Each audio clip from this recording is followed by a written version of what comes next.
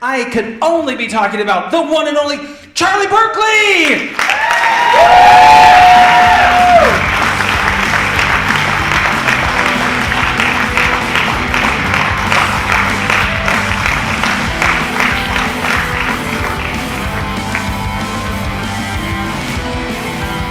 Yeah, I'm fucking cool. I did that myself. Plymouth, Indiana, how you doing? Oh, I am glad to be back here. The last time I was here, I think it was actually the very first comedy show ever done here at the renovated REES Theater. It was a Christmas show, and I got way too drunk. I was a bad host that night. I was not good. Thank you for inviting me back. As I've said, my name is Charlie Burkley. I'm large, I'm loud. I do have one question for Plymouth real quick. Your mascot, the Pilgrims, right? It's for every sport except for football. Football, you're... Rockies. The Rockies. Like, I get it, football, we're the Rockies, yeah, look out. I think Pilgrims are scarier. I don't know about you, but if I knew the Pilgrims were coming to my place, I'd start to panic. I'd be sitting there worried you guys are going to come out waving blankets. Your cheerleaders are going to be sitting there going, we got smallpox, yes we do. We got smallpox, you do too. You just decimate everybody on the road. I mean, fuck, be the Rockies at home, but on the road, you better be the Pilgrims. Hi, Colton. Thank you for coming out, buddy. I knew this was going to happen. Fun story. Any of you guys ever get diarrhea so bad you finally learn how to spell diarrhea? I'm not saying that happened to me, but my other gripe is, why is it that anti-diarrhea meds are the hardest to get out of the packaging? You'd figure if anything would just slip out. It'd be those.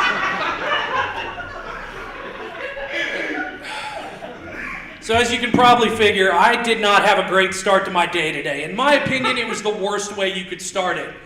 I immediately got out of the shower and then just had to take a dump. It was bad. You just might as well hit reset on your day at that point. Turn right around, get back in the shower. I think I found a cheat code though. Shit in the shower. Don't do that, no. I got a bidet. No, thank you. There's at least one other bidet advocate out here. Nice to know I'm not the only one with a clean brown eye back there. Some of my family members had the same opinion of it. I had one cousin who looked at me, he's like, I don't know, man. Seems a little, you just spraying it with water. I'm like, okay, fine. I think it's refreshing. It's a great way to start my day. How would you rather start your day? He goes, I don't know. Maybe turn on some Creed, go power wash my back deck. I do the same thing every morning, but I don't put on Creed while I do it. I mean, I get it. Like, whatever. But now I'm looking at it financially, fiscally. He's spending all this extra money on toilet paper. With what I'm saving, I can afford to buy Creed tickets. They're just a step above it, just barely, but they're there. I'll be out there at the Creed concert. He's power washing his back deck. I'll be standing there, brown eyes wide open.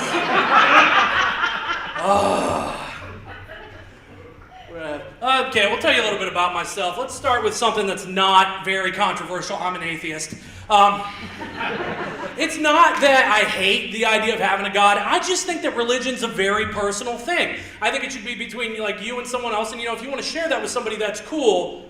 But basically, I want the world to treat religion a lot like their genitals. If somebody wants to share that with you, that's awesome, but I think it should be illegal to thrust it upon people who don't want it.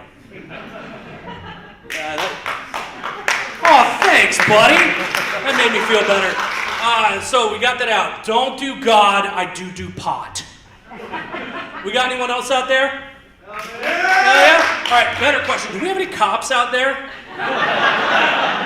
We are purely talking about Delta 9 cannabis on here, which is legal in the Indiana State Code. Wink, wink. We're not by Michigan or anything. But, so basically, I'll occasionally do an edible, and I had some trouble with it at one point. I took some time to get used to it. I had to give myself some rules. Rule number one, always have a buddy if you're going to do a lot of it. You need somebody to make sure that you can be accountable for each other. Rule number 2, I won't drink Capri Sun because I'm afraid I'm going to turn into that liquid and flow away. Rule number 3, just when in doubt, take half. It's not that big of a deal. And I learned that the hard way because at one point I went to Las Vegas when I was in my 20s. Weed's legal there. I was on a trip with my dad. I went off campus, off the strip. I got a little too high. You ever been so high that you don't recognize where you're coming back to anymore?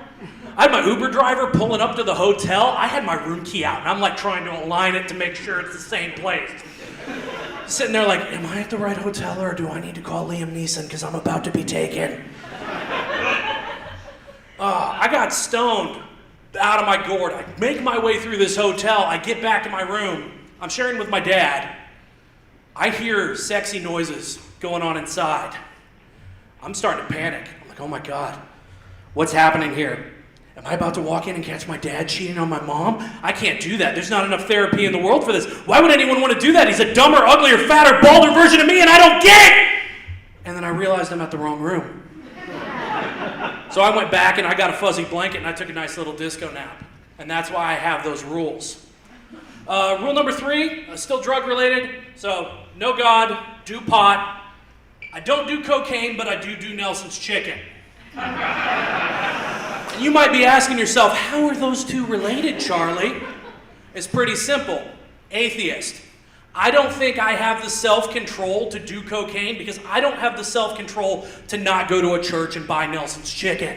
I don't know how they do it, but those potatoes, oh my God, I could get in there. Just give me a whole 8-ball of potatoes. I'll ruin my life on those. I don't know, my doctor was looking at me the other day. They're like, maybe a little cocaine for the weight on there with it, counteract it. But I think Nelson's has got the right model. They give them potatoes young, first taste is free, and then you're just stuck with it the rest of the time here, am I right? I've been trying to better myself, though. I tried to, tried working out on there with it. They say Planet Fitness is a judgment-free zone. The manager seemed pretty judgmental when my thighs started that fire that burned down the whole place. So I decided maybe we'll take a safer route, one with less casualties. I decided I'm going to pick up reading. We got any readers out there? Oh, there's more! Yes! It's been great. I found whole new genres that I didn't even know I loved. And it turns out I love reading about my high school bullies getting arrested for anything. DUIs, opiates, it's been great. Oh, you made fun of me in high school? Well, look at you now! I'm the one with the mic! Suck it, Adam! I don't know, it could be Adam. It was Adam. So my parents, they're still together, not divorced, so comedy's been hard for me. I don't have that divorce kid trauma that just gets you through anything. I love my parents, though. My dad, he's an interesting individual. I haven't been able to figure out if he's the smartest dumb person ever or the dumbest smart person ever. Because he'll sit there and he'll look at me and be like, oh no, here's a real quick way to fix your financial situation. We'll just do this, move these around, all of a sudden my credit score goes up 80 points. But he's also the same one who'll look at me and go, Antifa did January 6th, right? My mom, she's a teacher. So thankfully, she's used to dealing with smart kids and dumb kids and can kind of just wrangle my dad and get him to go wherever we need to go. My dad thinks he's funny. My mom is funny. My mom's the funny one. Satire, irony, she's got it in spades. My dad, not so much. He decided he was going to try to give me jokes the other day. He goes, I got this great joke you can use. I'm from Goshen, by the way. It's rather liberal, at least in like Goshen proper. He goes, so when you get on stage in Goshen, here's this joke. It starts off, there's a Jew tank and an Arab tank. And I go, whoa! Dude, I'm going to get canceled from any city that's ever heard of a Democrat. I can't tell that joke. If you want to hear the punchline, come find me after. But he'll come up to me and give me these jokes. And finally, thankfully, I did get that nice little trophy from Underground Laugh Lounge. And I can just sit there and point at it in the house whenever he's over and be like, you see that? One of us gets paid to be funny. It's not you, George.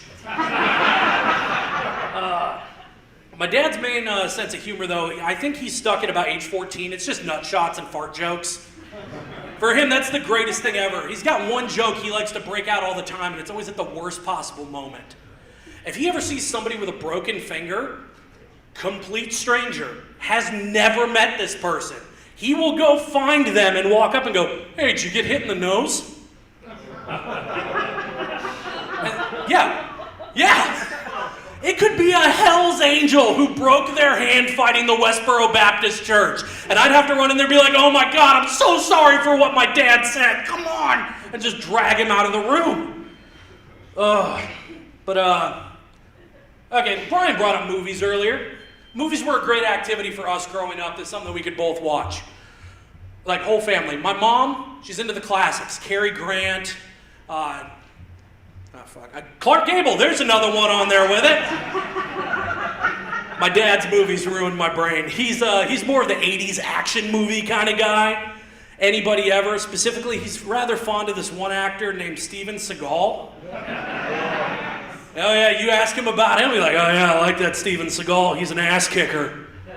That's his statement for any actor in any action movie.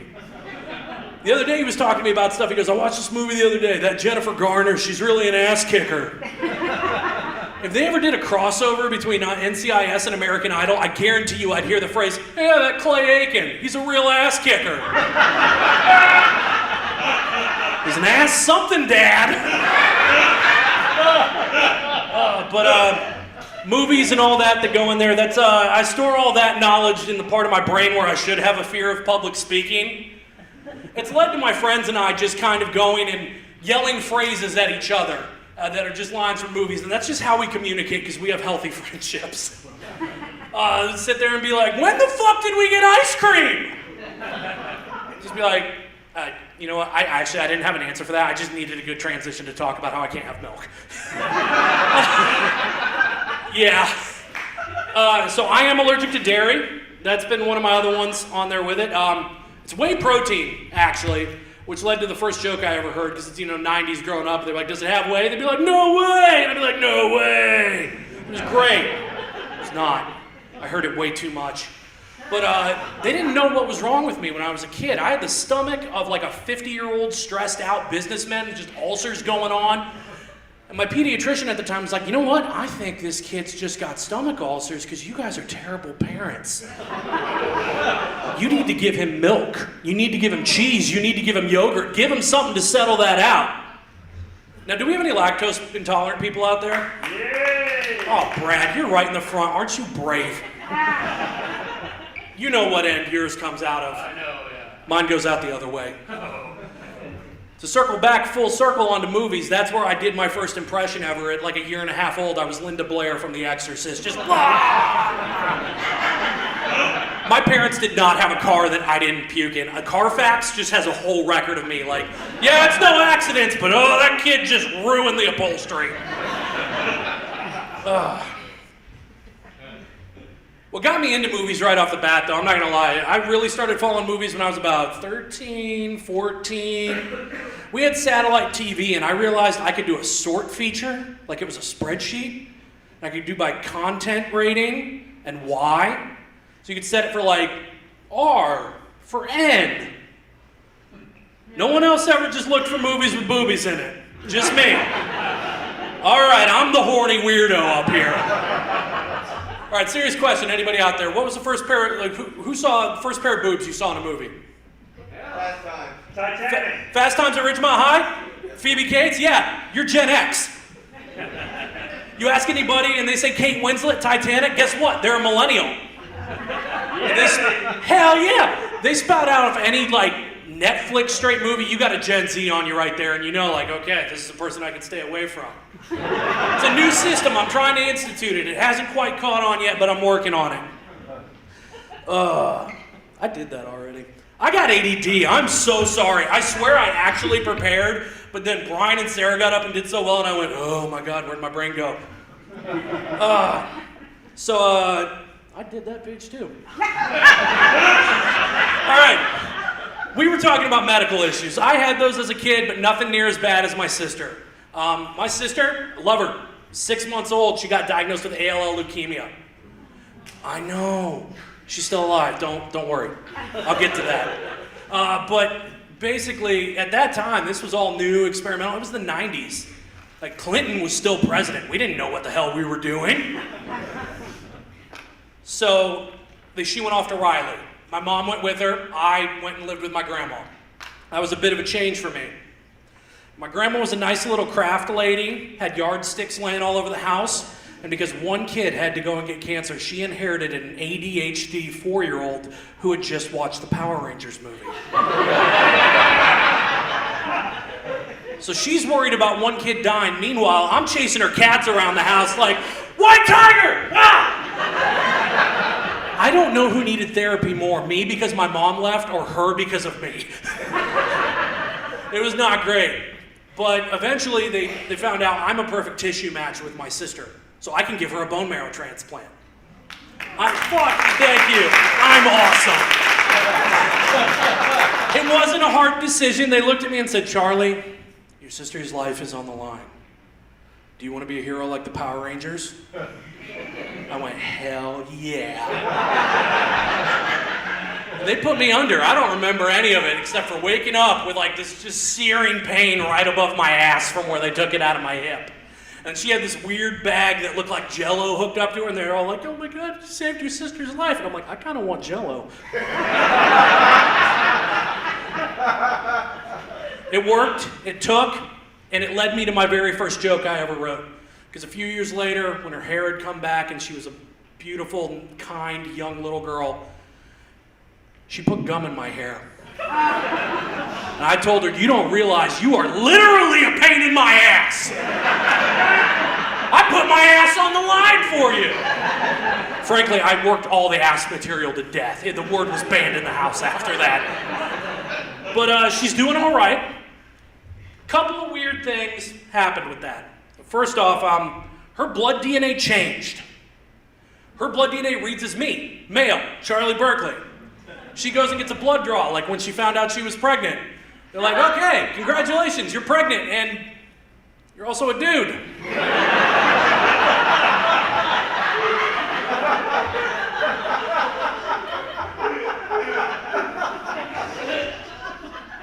Led to my greatest speech ever I got to use as a big brother. Because I knew that she's in high school, she's dating. I got to go and meet the guy, I got to do that. I'd sit him down and be like, you, that's my only little sister. I almost lost her once in my life. I hope you know that. It's my blood that literally runs through her veins.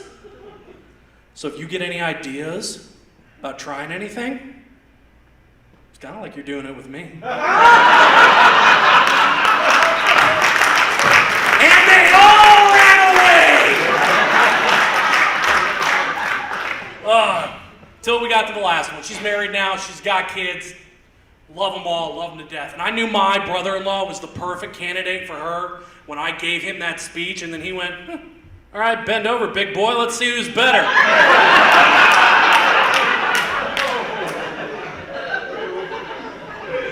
All right, let's talk about something a little controversial. We'll go there. Let's go politics. Now, where are my Republicans at? It's Plymouth, I know. Where are my Democrats at? There's more than I thought. We don't have to run. Where are my Libertarians at? No, it's understandable. It's been a real rough month for them so far. I don't know if you know, but the government made it so you had to show your ID to be able to look at internet porn now. Like, Libertarians, I always thought you had big balls, but now I know you do. You're just out there. The younger Libertarians don't know how to handle it. They're all finally visiting their grandparents. They don't know why. It's because they all go down to their basement and go hunting for analog porn like horny Tomb Raiders. I found a Playboy from '78. Let's go. Let's get out of here. My family, they're all very Republican. I'm more of a libertarian. I lean a little to the left, yeah, fair. Frankly, I just want to be able to smoke pot and carry a gun at my gay friend's wedding. I don't think that's too much to ask. Thank you. The rest of them, though, I'm basically Nancy Pelosi's girdle. I'm just the last thing holding all of it up, and if we could get it out of the way, everything would be fine. You guys watch that debate?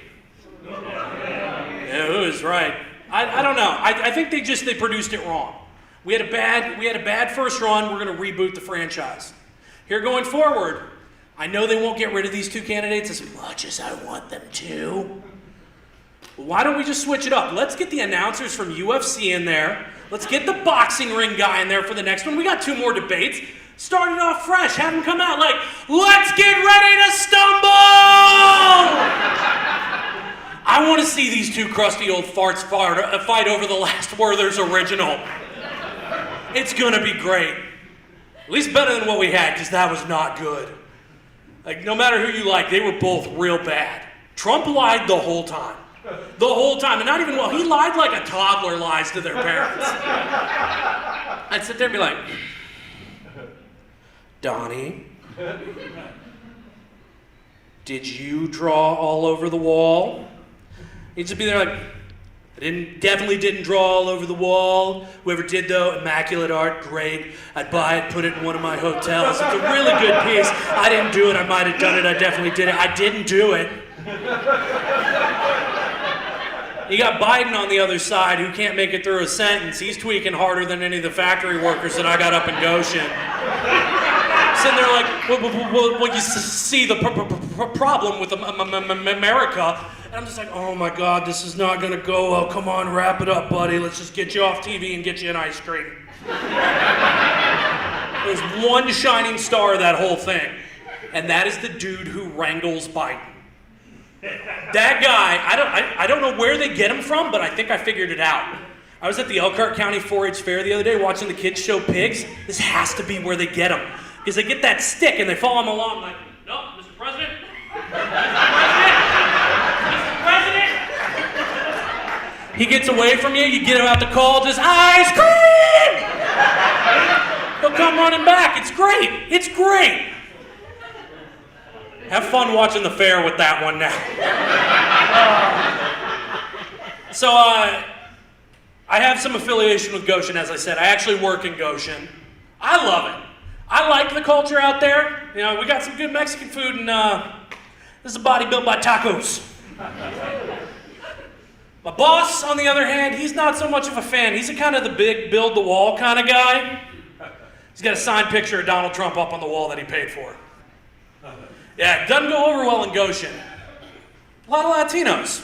And you know, sometimes we get some accidental business. Now, I took Spanish all through high school, all through college. So my boss comes to this gringo to translate for him. He goes, how do I tell them they need to go 2 doors to the left? Or you just say, Lo siento, necesito dos puertos a la izquierda. He wasn't getting that.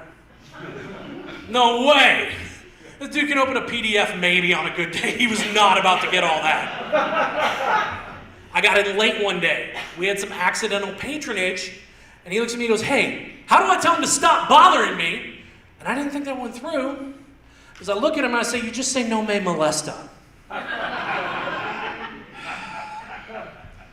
For those of you who doesn't get it, neither did he. Now whenever we have a Latino walk into the business, he just walks up and screams, don't molest me! Don't molest me!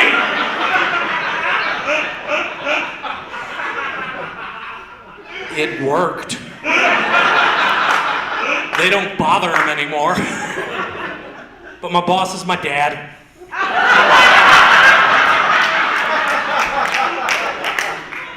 Yeah, I'm a nepotism hire. Go Irish.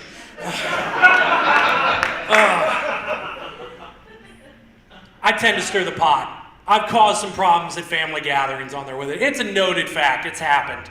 Most recent one, 4th of July. I might have done a few too many edibles. But I stayed in my rule. I didn't drink any of the Capri Sun, so we were good. I had a few too many hot dogs. You know, I go and take a dump, turn the bidet on. I think I'm having a great time. I come out of the bathroom and I go, man, you ever take a dump so big a pro-lifer gets mad when you flush it? My dad wasn't having it. He turned into one of those snowflakes real quick. He sits me down, he goes, Charles. And he used my government name, so I know I'm in trouble. He goes, Charles, we have small children in our family, and I find that offensive. And I'm like, yeah, but they made it. They're here, they're kicking, they're good. They cleared. Wasn't having it. No sirree, Bob. He goes, you know what? I'm sick of this. You do this every holiday. I brought you into this world. I'll take you out of it. And I go, you are pro-choice. It's happened a few times. I had to go and I had to sit through a Catholic mass at my cousin's wedding, sober. Yeah, that was rough. But so as I'm sitting there, they go, and I'm not Catholic, obviously. They're all getting up and walking past me to go get a little snack time. And I realize they're giving them instructions, like slide to the left. Bring it up now, y'all. Snack time real quick. Touch the kids. And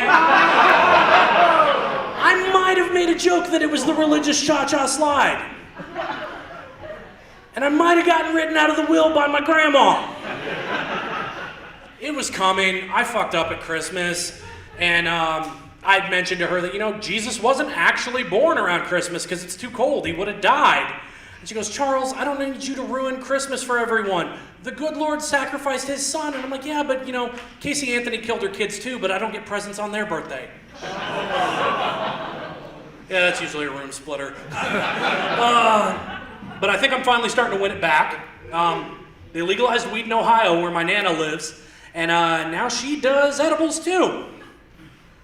She had a problem the other night. She went and she bought a bag of 50s instead of 5s. Oh, shit is right. I've been there. I've done that. I know how to coach somebody through this. She was worried the chair was going to fly away from under her. And I go, Nana, I'm big enough. I'll sit in the chair instead and you can just go to bed. Got her a glass of ice water, put her to sleep. Guess who's back in the will now, motherfuckers? Yeah!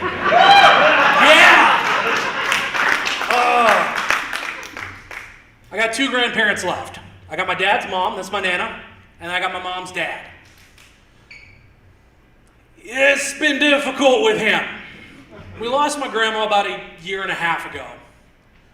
That was rough. He moved into a whole new assisted living facility as a single man who can still drive. Oh no is right. I don't know if you know this, but you get to deal with teenagers twice in your life. When you have them and then when your parents become them again. Because this man now has taken to going out with his new girlfriend, who is the same age as my mother.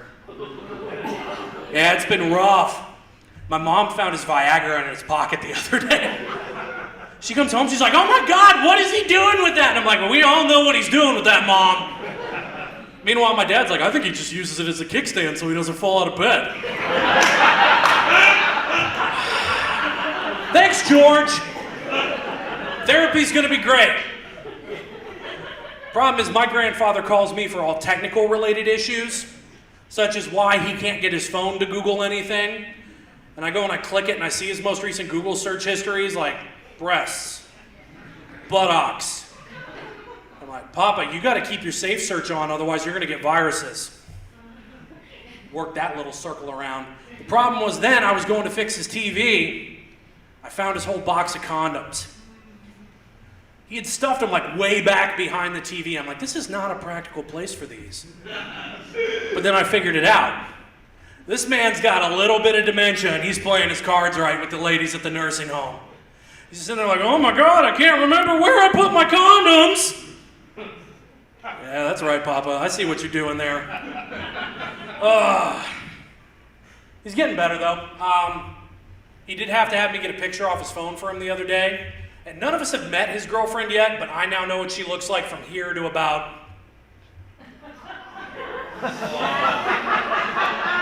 here? I mean, great set of boobs. But just from here to here, that's all you can see.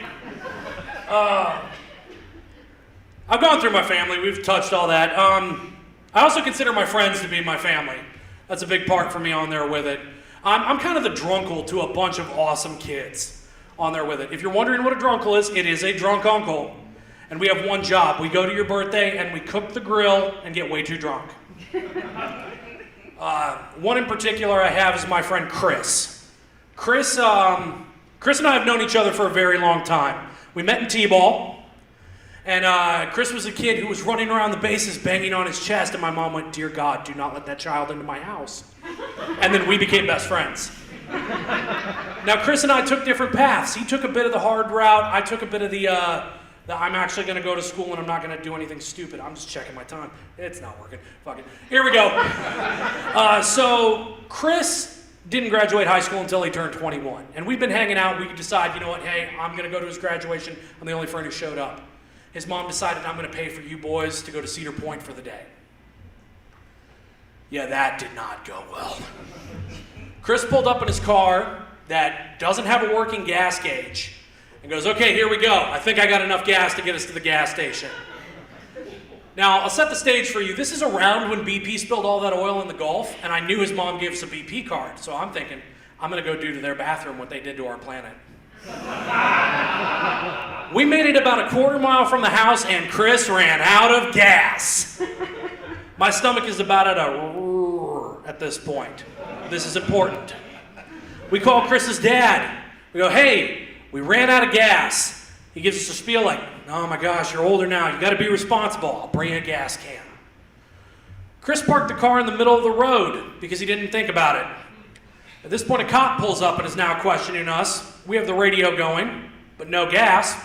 The battery dies. So we have to call and be like, okay, now we need jumper cables.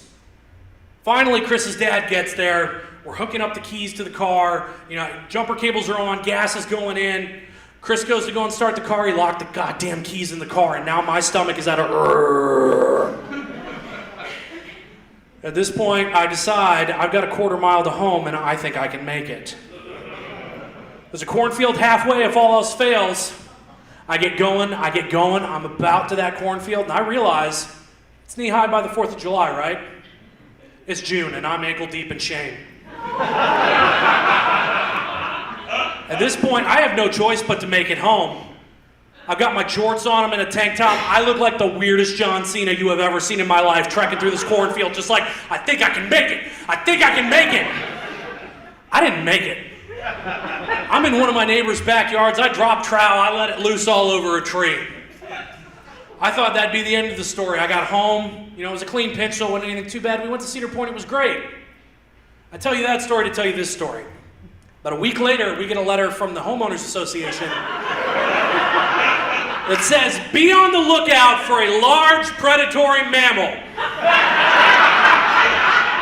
Scat markings similar to a cougar or a bear have been found at this address. My mom goes, oh my God, the dogs. What about the Shih Tzu? Oh, Mom, that's not the shit you gotta worry about right now. I'm the large predatory mammal. She's just sitting there like, I'm so ashamed of you, Charles. Meanwhile, my father just kind of stone-faced looks at me, picks up the letter off the table, and he takes it to Michael's and gets it framed, and he hanged it up in his office. All right. We'll start to wrap this up for you. Last bit on here. Since the last time I was here, I got engaged. I know, thank you. Somebody looked at this piece of shit and said, yeah, forever. Her judgment's suspect, but my mom likes her. That's all that matters to me. She's great. She's here in the audience with me tonight. She puts up with all my silly bullshit. Yeah.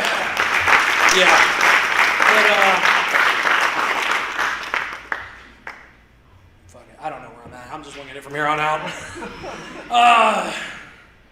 She puts up with my shit. Like, I'll get up here and I'll make my silly ha-has that keep me being sane. She lets me do my little comedy thing. And she'll get back at me for anything she doesn't like. Like, realistically, if she wasn't here tonight, she'd probably rearrange the furniture. I'd come home and just, like, right into the couch. Like, this isn't where it was when I left it. I have to bing-bong my way around the house like Helen Keller in a hotel room until I find my way upstairs. We've been watching more reality TV. Anybody reality TV fan out there? Hell yeah? What's your favorite show? Oh, you're ashamed now! It's okay. Anybody, favorite reality TV show? Alone? I don't know that one, but it sounds like when I was in junior high. Ours, ironically enough, old people be banging and that'd be causing me to need therapy, is the Golden Bachelor. It's not ours, it's mine. She hates it, I love it. I was hooked from the minute I saw one of the commercials for this show. There was just this prim and proper old lady standing there like, hello, my name is Rebecca and I am 64 years young, and I am originally from Schaumburg, Illinois. And I just think the 80s were a better time. There was better music, better parties, better politics. Was it really better? Oh, I heard one back there. You're gonna love where this goes. I don't think it was, because in the midst of the 80s, she wasn't Rebecca from Schaumburg. She was Becky from Chicago, and she loved doing cocaine. An average weekend for her, go out to the club, hoover a toilet seat clean, come home like I did blow with Michael Jordan's bodyguard. This lady had to have been trying to work her way through the Bulls roster. She had to have been so familiar with bull semen, she could have been an extra on Yellowstone. It's not like it was even that hard to do. You only had to get within 3 feet of Scottie Pippen to pull that one off. Anyone who didn't get it, it's easier with a corded mic on this one.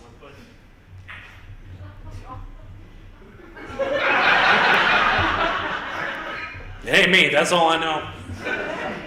But as I said, she puts up with my bullshit. Do we have anybody out here who is a significant other of a comedian? Yeah, I know. There's few and far between out there, and those of you who do, I salute you. She has to deal with me thinking of what I think is funny in the middle of the night and rolling over and asking her. I've got a list of them I keep.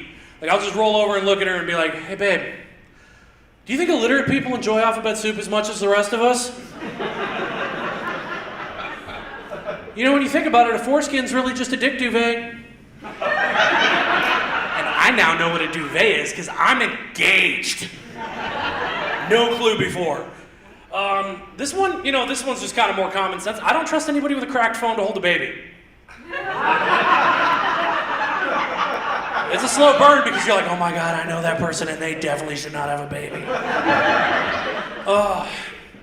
I had one the other day, I think it was the last straw for her. I looked at her and I said, hey babe, why is it that we call brain dead people vegetables, but we don't call inbred people sandwiches? She's like, go to bed. I'm not allowed to ask him anymore. Consequently, that now falls on the fine workers of the fast food industry of Napanee, Indiana, where I live. The other day I went to Taco Bell, and as I pulled around, I looked at the employee and I'm like, hey, do you think a Crunchwrap is just a burrito for flat earthers?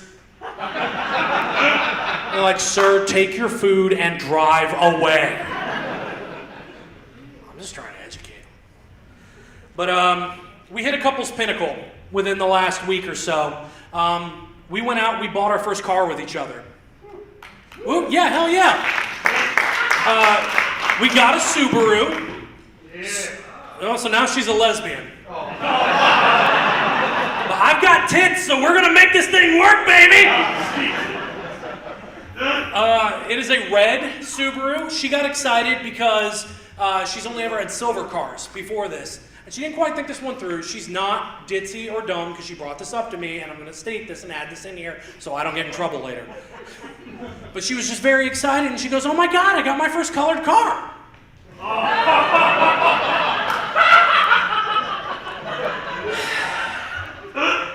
Baby, I go to Goshen a lot. You can't say that. She goes, well, why not? Well, for one, it sounds racist. And two, a colored car is a Chrysler 300.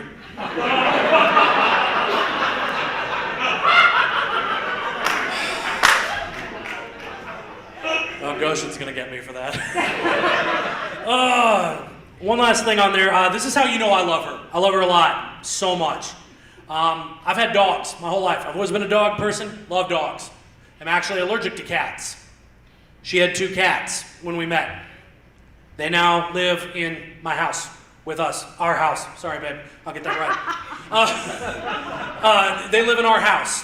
The cats were not too fond of me when they first got there. I'm the man who took them out of their comfy apartment and put them in a basement. It's a nice basement, okay? It's not like Silence of the Lambs. I keep the cats down there, else I get the hose again. Like, it's not like that.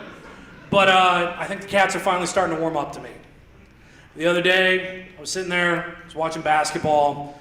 One of the cats came up and got right on my chest. I know, it was great. It looked at me, got all cute, cuddled in, turned right around and stuck its butthole right in my face. I looked over its shoulder when it was looking back. I'm like, look at you, you were just like your mama. I'm Charlie Burkley, everybody.